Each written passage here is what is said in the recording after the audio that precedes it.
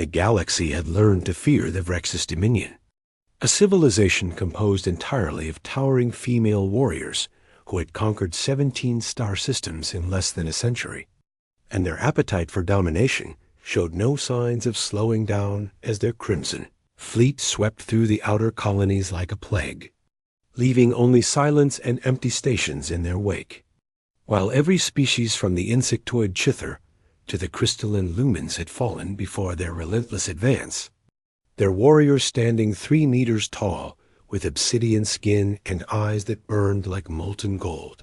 Their hunger for conquest matched only by their infamous practice of claiming the strongest warriors from defeated races, breaking them through trials that left most begging for mercy.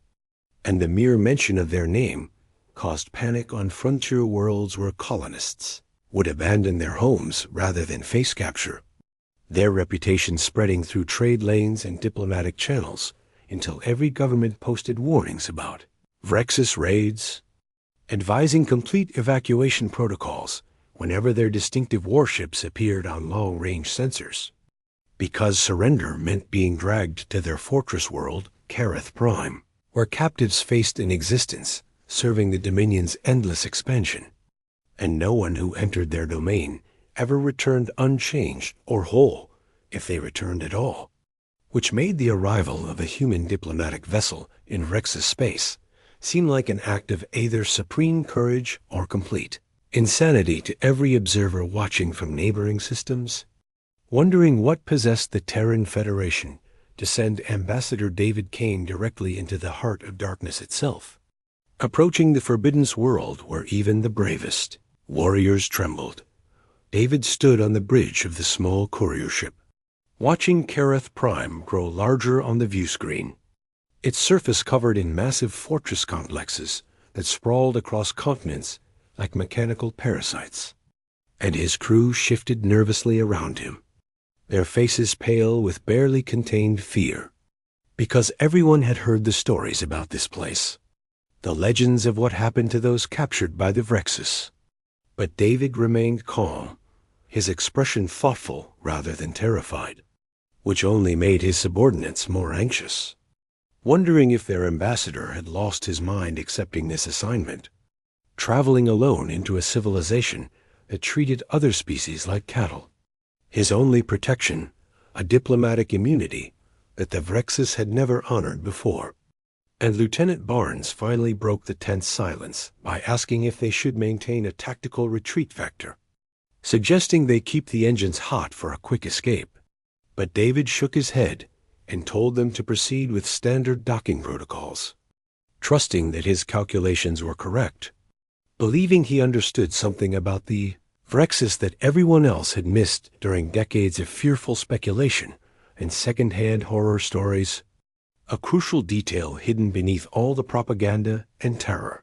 The docking procedure went smoothly despite the oppressive atmosphere of the Vrexus station, its corridors lit by crimson lights that cast everything in shades of blood and shadow. And David disembarked alone, as required by Vrexus protocol, leaving his nervous crew behind while he walked through passages lined with trophies from 100 conquered worlds. Weapons and armor mounted like hunting prizes, the skulls of particularly fierce opponents displayed in alcoves, and he noticed how the Vrexus guards watched him with hungry intensity, their massive forms blocking intersections as they evaluated this new specimen that had walked willingly into their domain. But David met their stares calmly, not with the defiance that usually preceded a warrior's breaking, nor with the fear that marked prey accepting its fate, but with something else entirely, a quiet confidence that seemed to confuse the guards, making them exchange glances as if uncertain how to categorize this strange human who walked through their fortress like he belonged there, passing judgment halls where captives were sorted and training pits where the broken learned to serve. The throne room was enormous, its ceiling lost in shadows high above, and at its center sat Supreme Commander Rexha, the undisputed leader of the Vrexus Dominion, her form larger even than her elite guards, muscles like coiled steel beneath skin darker than space itself. wearing armor forged from metals harvested across a dozen worlds, her reputation preceding her as the fiercest warrior in Rex's history, the one who had personally led the conquest of 9 systems and defeated every champion foolish enough to challenge her authority. And she leaned forward as David approached, studying him with eyes that had watched countless warriors crumble.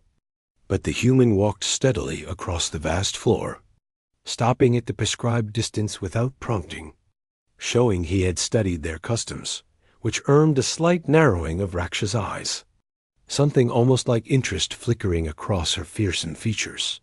Raksha spoke first, her voice resonating through the chamber like distant thunder, asking what possessed a human to seek audience with the Dominion voluntarily, noting that most species fled screaming from Rex's territory. But David replied calmly that he came bearing an offer of mutual cooperation, suggesting the Dominion was limiting itself through outdated conquest strategies. And the throne room fell absolutely silent at this statement, guards tensing as if expecting their commander to strike down this impudent creature. But Raksha merely laughed, a sound like grinding stone, demanding to know what a human could possibly teach the unconquered Vrexis about warfare and domination, reminding David that his entire species had barely begun exploring space when the Dominion already ruled 17 systems. David's response surprised everyone present, as he calmly explained that conquest through fear was inefficient, creating resentment and rebellion that required constant military presence, draining resources and limiting expansion, whereas cooperation through mutual benefit created stable networks that reinforced themselves, allowing faster growth with less resistance. And he pointed out that the Dominion's reputation preceded them so thoroughly that most species evacuated rather than negotiate, meaning the Vrexis conquered empty worlds and gained nothing but territory without population or production capacity, forcing them to constantly push outward to sustain their economy, creating an endless cycle that would eventually overextend their supply lines until something catastrophic happened. And Raksha listened to this analysis with growing attention, her initial amusement transforming into genuine interest because no captive had ever spoken to her like this, not with defiance or fear, but with straightforward strategic assessment, treating her as an equal worthy of honest discourse rather than a monster to be dreaded. David continued his presentation, suggesting the Dominion possessed advantages beyond military might that they consistently underutilized, including advanced metallurgy and energy manipulation technology that other species desperately needed. And if the Vrexis established trade relationships instead of pure conquest, they could gain resources and influence without firing a shot, building an economic empire that would prove more durable than any territory seized through force. And Raksha found herself nodding slightly, recognizing the logic even as generations of tradition pushed back against such radical concepts. And she asked why a human cared about optimizing Vrexis expansion, what David hoped to gain from this proposal, suspecting some trick or hidden agenda, because in her experience, other species only approached the Dominion when desperate or doomed. The ambassador smiled slightly and admitted that humanity was newcomers to the galactic stage, who desperately needed allies and trading partners, noting that every established power viewed humans with suspicion, while the Vrexis were universally feared, creating an opportunity for both civilizations. Because if the Dominion opened trade negotiations with humanity, it would signal a shift in their approach that other species would notice,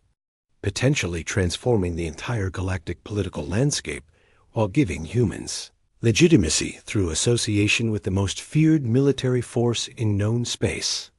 a mutually beneficial arrangement that served both parties' strategic interests. And Raksha leaned back, processing this unprecedented offer, recognizing the sophisticated reasoning behind David's visit, understanding that this human had walked into her fortress not through ignorance, but through calculated risk assessment, betting that the Vrexis were intelligent enough to recognize when evolution served them better than tradition. The Supreme Commander stood suddenly, her massive form dominating the throne room, and announced that David's proposal interested her enough to warrant further discussion, but warned that Vrex's culture demanded tests of worthiness before accepting any partnership, challenging the ambassador to prove his conviction through their traditional trials, expecting him to refuse or beg for exemption. But David accepted immediately without hesitation, agreeing to face whatever evaluation Raksha deemed appropriate, shocking the entire court because captives always resisted the trials, fighting or fleeing or breaking down when confronted with Vrex's standards. Yet this human showed neither fear nor false bravado, simply calm acceptance that suggested either madness or extraordinary confidence in his own capabilities. The trials began the next cycle, starting with physical endurance tests in chambers filled with heat and pressure that simulated Kareth Prime's harshest environments. And David struggled.